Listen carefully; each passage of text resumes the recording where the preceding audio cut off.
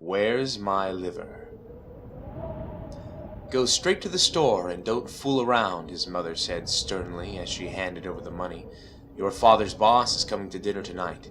We're having his favorite meal of liver and onions. It's important that we make a good impression, so get the best liver they've got. I will, Ma, Tommy sulked. His mother had really been after him since he brought home a failing report card. Tommy grabbed his bicycle from the garage and rode down the street. Then saw his friend Chad.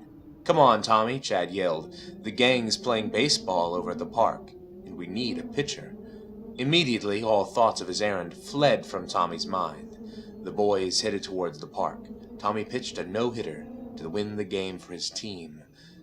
By the time it was over, it was dark. Then Tommy remembered his errand. The liver, he gasped. I've got to get to the store. But all the local groceries were closed. My mom's going to kill me, he gasped. First the bad report card, and now this.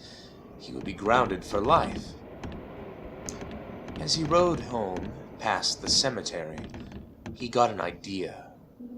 It was an awful idea, but it would save him from the even more awful fate that awaited him if he came home without a liver. His great-uncle had died a few days ago and had been buried in the cemetery. What harm would it do to remove it? His uncle certainly didn't need it anymore. Tommy hurried home as silently as he could and got his father's shovel. He returned to the cemetery and began digging up his great-uncle's grave. That night, his mother cooked up the liver and onions, and the boss raved about the meal and had such a good time that he didn't leave until quite late. Tommy went to bed that night relieved he had gotten away with it. He fell asleep almost as soon as his head hit the pillow, but woke with a start soon after, sure that he had heard a voice. Where's my liver? A ghostly voice rose up from the staircase, deep and guttural.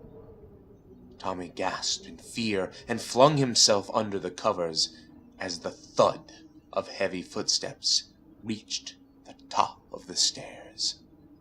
Thump, thump, thump.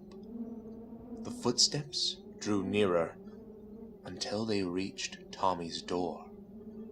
Who's got my liver? The horrible voice asked again. Go away, go away, Tommy whispered repeatedly. His whole body trembled in terror as once more the voice asked. Where's my liver? Who's got my liver? Sheer terror made him suddenly bold. Tommy threw back the covers and found the shriveled white face of his great-uncle right above him. We ate your liver, he shouted. I know you did, Tommy. The rotting corpse of his great-uncle said softly, stretching out his bony hands toward the boy's shaking body. Tommy screamed. The next morning, Tommy's parents discovered their son lying dead on top of his bed.